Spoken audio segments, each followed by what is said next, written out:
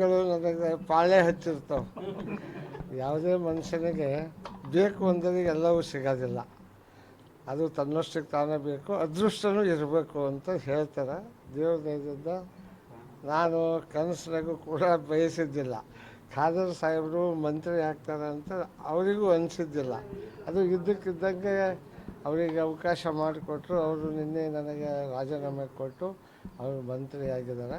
ಒಂದೇ ಸಲ ಮಂತ್ರಿ ಮತ್ತು ಸ್ಪೀಕರ್ ಎರಡು ಸ್ಥಾನ ಸ್ವೀಕರಿಸಲಿಕ್ಕೆ ಆಗಲ್ಲ, ಕಾನೂನಿನಲ್ಲಿ ಅವಕಾಶ ಇಲ್ಲ. ಸ್ಪೀಕರ್ ಆದವರು ಡೆಪ್ಟಿ ಸ್ಪೀಕರಿಗೆ ರಾಜೀನಾಮೆ ಕೊಡಬೇಕು. ರಾಜೀನಾಮೆ ಕೊಟ್ಟ ನಂತರ ಸೆಷನ್ ಕರಿಬೇಕು. ಸೆಷನ್ ಕರೆದ ನಂತರ ಅಲ್ಲಿ ಸ್ಪೀಕರನ್ನು ಆಯ್ಕೆ ಆಗಬೇಕು. ಅಲ್ಲಿವರೆಗೂ ನಾವೇ ಇರಬೇಕು ಅಂತ ರೂಲ್ನಲ್ಲಿ ಇದೆ. ಆದ್ದರಿಂದ ಈಗ ನಾನು ಸ್ಪೀಕರ್ ಆಗಿದ್ದೀನಿ. ಮುಂದಿನ ದಿನಗಳಲ್ಲಿ ಹೈಕಮಾಂಡಿನ ತೀರ್ಮಾನ ಅಂತಿಮ. ನಮ್ಮಲ್ಲಿ ಕಾಂಗ್ರೆಸ್ನಾಗೆ ಮೊನ್ನೆ ತಾವೆಲ್ಲ ನೋಡಿದ್ದೀರಿ, ಮುಖ್ಯಮಂತ್ರಿ ಹುದ್ದೆಯನ್ನೇ ಹೈಕಮಾಂಡ್ನವ್ರು ಹೇಳಿದ್ದಕ್ಕೆ ಇದ್ದಕ್ಕಿದ್ದಂಗೆ ಬದಲಾವಣೆ ಮಾಡಿದ್ದು ನಿಮಗೆಲ್ಲ ಗುರುತಿದೆ, ಹೊಸದೇನು ಅಲ್ಲ. ಅದರಿಂದ ಹೈಕಮಾಂಡ್ನವರು ನಮಗೆ ಹಿಂದಿನ ಸಲ ಹೇಳಿದರು, ನೀವು ಡೆಪ್ಟಿ ಸ್ಪೀಕರ್ ಆಗು, ಆಮೇಲೆ ನನಗೆ ಮಂತ್ರಿ ಮಾಡ್ತೇವೆ ಅಂತ ಹೇಳಿದರು. ಈಗ ಇನ್ನೂ 19 ಪೋಸ್ಟ್ ಖಾಲಿ ಇದಾವೆ. ಮತ್ತು ಜಾತಿವಾರು ಜಿಲ್ಲಾವಾರು ಎಲ್ಲ ಒಂದು ಲೆಕ್ಕಾಚಾರ ಮಾಡ್ತಾರೆ. ಲೆಕ್ಕಾಚಾರ ಮಾಡಿ ಯಾವ ಸಮುದಾಯಕ್ಕೆ ಏನು ಸಿಕ್ಕಿಲ್ಲ ಮತ್ತು ಅದರೆಲ್ಲವನ್ನು ಪರಿಗಣಿಸ್ತಾರೆ ಅನ್ನೋ ಭರವಸೆ ಇದೆ. ಮತ್ತು ನಾನು ಈಗಾಗಲೇ ಹೈಕಮಾಂಡ್ನವ್ರು ಎಲ್ಲರಿಗೂ ಕೂಡ ಭೇಟಿಯಾಗಿದ್ದೀನಿ. ಅವರು ಕೂಡ ಭರವಸೆ ಕೊಟ್ಟಿದ್ದರು. ಆದರೆ ನಿರಾಶೆ ಆಗೋ ಪರಿಸ್ಥಿತಿ ಇಲ್ಲ. ನೆಕ್ಸ್ಟು ಮೀಟಿಂಗ್ ಇದು ಸಂಪುಟ ವಿಸ್ತರಣೆಯಲ್ಲಿ ಮಾಡ್ತಾರನ್ನೋ ಭರವಸೆ ಇದೆ ಅಂತದ್ದು ನನಗೆ ಅನ್ನಿಸ್ತದೆ. ಅದು ವಿಶ್ವಾಸವೂ ಇದೆ. ಕಾಂಗ್ರೆಸ್ ಪಕ್ಷದ ಮೇಲೆ ವಿಶ್ವಾಸ ಇದೆ. ಕಾಂಗ್ರೆಸ್ನವರು ನಮಗೆ ಮಾಡ್ತಾರೆ ಅಂತ ಹೇಳಿ. ಆದ್ದರಿಂದ ಇನ್ನೊಂದು ಸ್ವಲ್ಪ ದಿವಸ ಕಾಯೋಣ. ಅಲ್ಲ, ಇರಲೇಬೇಕು, ಕೊಡೋಕ್ಕಬೇಕು. ಈ ದೇಶಕ್ಕೆ ಸ್ವಾತಂತ್ರ್ಯ ಬಂದಾಗಿನಿಂದ ಹಿಡಿದು ಇಲ್ಲಿವರೆಗೆ ಮಾತ್ರ ನನಗೆ ತಪ್ಪಿತ್ತು. ಸಿದ್ದರಾಮಯ್ಯರ ಗೌರ್ಮೆಂಟ್ನಾಗ, ಹಿಂದಿನ ಗೌರ್ಮೆಂಟ್ನಾಗ ಕೊಟ್ಟಿದ್ರು, ನನಗೆ ಕೊಟ್ಟಿದ್ದರು. ಈ ಸಲ ಮಾತ್ರ ತಪ್ಪಿತ್ತು. ಕಾರಣ ಏನು ಅಂತ ಹೇಳಿದರೆ, ಅವರು ತಪ್ಪಿದೆ ಅನ್ನೋದಕ್ಕೆ ನನಗೆ ಕರೆದು ಡೆಪ್ಟಿ ಸ್ಪೀಕರ್ ಕೊಟ್ಟರು. ನಾನೇನು ಡೆಪ್ಟಿ ಸ್ಪೀಕರ್ ಬೇಕು ಅಂತ ಕೇಳಿರಲಿಲ್ಲ. ನಾನು ಸುಮ್ಮನಿದ್ದನ್ನು ಡಿ ಕೆ ಶಿವಕುಮಾರ್ ಈಗೇನು ಮುಖ್ಯಮಂತ್ರಿ ಆಗಿದ್ದಾರೆ, ಇವರೇ ನನ್ನ ಚೇರ್ ಹತ್ರ ಬಂದು ನಿನಗೆ ಡೆಪ್ಟಿ ಸ್ಪೀಕರ್ ಮಾಡ್ತೀವಿ ಅಂದರು. ನಾನು ರಿಜೆಕ್ಟ್ ಮಾಡಿದ್ದೆ. ಅದಾದ ನಂತರ ನಮ್ಮ ನಾಯಕರಾದಂಥ ಸುರ್ಜೇವಾಲಾರಿಗೆ ಅವ್ರು ಹೇಳಿದರು. ಅವ್ರು ನನಗೆ ಫೋನ್ ಮಾಡಿದರು. ನಾನು ಅದಕ್ಕೂ ತೊಗೊಂಡಿರಲಿಲ್ಲ. ಆಮೇಲೆ ಸ್ವತಃ ಮುಖ್ಯಮಂತ್ರಿಗಳು ಫೋನ್ ಮಾಡಿ ಕರೆಸಿ, ಇಲ್ಲ ಈಗ ಆಗಪ್ಪ, ಮುಂದಾಗುವಾಗ ನಿನಗೆ ಮಾಡ್ತೇವೆ ಅಂತ ಹೇಳಿದರು. ಪಕ್ಷದ ಒಂದು ಒತ್ತಾಯಕ್ಕೆ ಮಣಿದು ನಾನು ಡೆಪ್ಟಿ ಸ್ಪೀಕರ್ ಆದೆ. ಆಗಿ ನನಗೆ ಚಾರ್ಜ್ ಕೊಟ್ಟ ದಿವಸ ಡಿ ಕೆ ಶಿವಕುಮಾರ್ ಇದ್ದರು. ಅವರು ಹೇಳಿದರು, ಇಲ್ಲ ಇದನ್ನು ಅವರು ಬಯಸಿ ಬಂದಿಲ್ಲ, ಅವರಿಗೆ ನಾವು ಒತ್ತಾಯ ಮಾಡಿ ಈ ಪೋಸ್ಟನ್ನು ಕೊಡ್ತಾ ಇದ್ದೀವಿ, ಮುಂದಿನ ದಿನಗಳಲ್ಲಿ ಅವ್ರಿಗೆ ಮಂತ್ರಿ ಮಾಡ್ತೇವೆ ಅಂತ ಅವರೇ ಹೇಳಿ. ಈಗ ಅವರೇ ಮುಖ್ಯಮಂತ್ರಿ ಆಗಿದ್ದಾರೆ. ಹೇಳೋರ ಮುಖ್ಯಮಂತ್ರಿ ಆಗ್ಯಾರ ಅಂದಾಗ ಮಾಡೇ ಮಾಡ್ತಾರೆ ಅನ್ನೋ ಭರವಸೆ ನನಗಿದೆ. ಪಕ್ಷದ ಆದೇಶ ಹೈಕಮಾಂಡಿನ ಆದೇಶ ಏನು ಹೇಳ್ತಾರೋ ಅದನ್ನು ಕೇಳಬೇಕಾಗ್ತದೆ. ಮತ್ತು ಸ್ಪೀಕರ್ ಆಗೋಂಥವರು ಇನ್ನೂ ಭಾಳಷ್ಟು ಜನ ನಮ್ಮ ಪಕ್ಷದಲ್ಲಿ ಇದ್ದಾರೆ ಅಂತ ಅದಾರ. ಸಪೋಸ್ ತಮಗೆ ಮಂತ್ರಿ ಸ್ಥಾನ ಕೊಟ್ಟರೆ ನಿಮ್ಮ ಸ್ಪೀಕರ್ ಸ್ಥಾನಕ್ಕೆ ಬರುವಂತ ಅನುಭವಿ ಯಾರಿದ್ದಾರೆ? ಈಗ ನಾನು ಹೇಳೋದಿಲ್ಲ. ನಮ್ಮದು ಯಾರ್ಯಾರಿದಾಯಿತು, ನಾನು ಯಾರ್ದಾರ ಹೆಸರು ಹೇಳಿಲ್ಲ, ಮತ್ತು ಅದು ಕಾಂಟ್ರವರ್ಸಿ ಆಗಿ ಮತ್ತು ನಮಗೆ ನೀವು ಯಾವ್ದು ಕೇಳಿ ಹೇಳಿದೆ.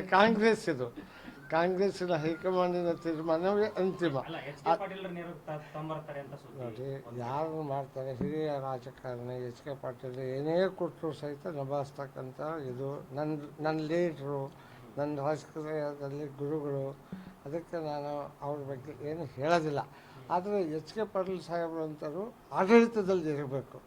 ಈ ಪೋಸ್ಟಿನಲ್ಲಿರೋದಕ್ಕಿಂತ ಆಡಳಿತದಲ್ಲಿದ್ದರೆ ರಾಜ್ಯಕ್ಕೆ ಭಾಳ ಒಳ್ಳೆಯದಾಗ್ತದೆ. ಭಾಳ ದೂರದೃಷ್ಟಿಯುಳ್ಳ ವಿಚಾರವಂತರು. ಹಾಗಾಗಿ ಅಂಥವರು ಆಡಳಿತದಲ್ಲಿ ಇರಬೇಕು ಅಂತ ನನ್ನ ವೈಯಕ್ತಿಕ ಅಭಿಪ್ರಾಯ ಇದೆ. ವೈಯಕ್ತಿಕ ಅಭಿಪ್ರಾಯ. ಪಕ್ಷದ ಅಭಿಪ್ರಾಯ ಏನೈತೆ ನನಗೆ ಗೊತ್ತಿಲ್ಲ. ಈಗ ಹಾವೇರಿ ಜಿಲ್ಲೆಯವರು ಎಲ್ಲರೂ ಸೇರಿ ಒಟ್ಟಿಗೆ ಕೇಳಿದರೆ ಹೆಂಗೆ ಸರ್? ಈಗ ಶಿವಣ್ಣವರಾಗಿರ್ಬೋದು, ಮಾನೆಯವರು, ಈಗ ನಿಮ್ಮ ಹೆಸರು 3 ಜನ ಪ್ರಬಲ ಆಕಾಂಕ್ಷಿಗಳು ಅಂತ ಕೇಳ್ಪಟ್ಟಿವಿ. ಈಗ ನೋಡ್ರಿ, ಆರಿಸಿ ಬಂದವರು ಎಲ್ಲರೂ ಮಂತ್ರಿ ಆಗಬೇಕು ಅನ್ನೋದು. ಅಕಸ್ಮಾತ್ 34 ಬಿಟ್ಟು ಹಿಂದೆಲ್ಲ 60 ಜನ ಆದಂಥ ಉದಾಹರಣೆಗಳು ಅದಾವೆ. ಅವರು ಒಂದು ಕ್ರೈಟೇರಿಯಾ ಮಾಡಿದ್ದಾರೆ, ಇಷ್ಟಕ್ಕಿಷ್ಟು ಇಷ್ಟು ಮಂತ್ರಿ ಎಷ್ಟು MLAಗಳಿಗೆ ಇಷ್ಟು ಆಗಬೇಕು ಅಂತ ನಮ್ಮಲ್ಲಿ 34+1 ಇದೆ. ಹಾಗಾಗಿ ಅದನ್ನು ಮೀರಕ್ಕೆ ಬರೋದಿಲ್ಲ, ಆ ಇದನ್ನು ಕ್ರೈಟೇರಿಯಾ ಮೀರಕ್ಕೆ ಬರೋದಿಲ್ಲ. ಹಾಗಾಗಿ ಎಲ್ಲರೂ ಕೇಳ್ಬೋದು, ಯಾರಿಗೆ ಹೈಕಮಾಂಡ್ ತೀರ್ಮಾನ ಮಾಡ್ತಾರೆ ಅವರು ಅಂತಿಮ. ಹಾಗಾಗಿ ನಾನು ಅವರಾಗಬಾರ್ದು ಇವರಾಗಬಾರ್ದು ಅಂತ ನನ್ನದೇನು ಅಭಿಪ್ರಾಯ ಇಲ್ಲ. ನನ್ನದಿಂದ ಪ್ರಾತಿನಿಧ್ಯತೆ ಏನಪ್ಪ ಅಂದರೆ, ನಮ್ಮ ಸಮುದಾಯದಿಂದ ನಾನು ಒಬ್ಬನೇ MLA ಆರಿಸಿ ಬಂದಾನೆ. ಆದ್ದರಿಂದ ನನಗೆ ಒಂದು ಪ್ರಾತಿನಿಧ್ಯ ಕೊಡ್ರಿ ಅಂತ ನನ್ನ ಬೇಡಿಕೆ ಇದೆ ವಿನ ಇದನ್ನು ನಾವು ಒತ್ತಾಸೆ ಹೈಕಮಾಂಡ್ನವ್ರ ಮೇಲೆ ಒತ್ತಡ ಹೇರ್ತೀನಿ. ಅವ್ರ ತೀರ್ಮಾನವೇ ಅಂತಿಮ, ಅವ್ರು ಏನು ಹೇಳ್ತಾರೆ ಹಂಗೆ ಕೇಳ್ತೀನಿ. ಶ್ರೀನಿವಾಸ ಮಾನೆ ಅವರು ಇಲ್ಲಿ ಹಾವೇರಿ ಹಿರಿಯ ಶಾಸಕರ ಬಗ್ಗೆ ವಯಸ್ಸಾಗಿದೆ, ಆರೋಗ್ಯ ಸರಿ ಇಲ್ಲ ಅಂತೆಲ್ಲ ಹೇಳ್ಕೊಂಡು ಬರ್ತಿದ್ದಾರೆ ಅಂತೇಳಿ ಮೊನ್ನೆ ಬಸವರಾಜ ಶಿವಣ್ಣವರು ಬೇಸರ ವ್ಯಕ್ತಪಡಿಸಿದ್ರು. ಆ ಥರದ್ದು ಏನಾದ್ರು ಕಿವಿಗೆ ಬಿದ್ದಿದೆಯಾ ಸರ್ ತಮಗೆ? ಮತ್ತೆ ಏನಾಯ್ತು ಅದು ಮುಂದೆ ಅಂತ? ಈಗ ನಾನು ಕೂಡ ಅದ್ರ ಬಗ್ಗೆ ನಾವು ಶಿವಣ್ಣವರು ಎಲ್ಲರೂ ಕೂಡ ಬಣಕಾರ್ ವಕೀಲರು ಮಾತಾಡಿದ್ರು. ಸತ್ಯ ಅಸತ್ಯತೆ ಬಗ್ಗೆ ತಿಳಿಯದೆ ನಾವು ಏನೂ ಹೇಳೋದು ಬೇಡ. ಅದರಿಂದ ಅದನ್ನು ಯಾರು ಹೇಳಿದರು ಏನು ಹೇಳಿದರು ಅಂತ ನಾವು ಕೇಳಿದ್ವಿ. ಇವೆಲ್ಲ ಊಹಾಪೋಹಗಳದಾವೆ.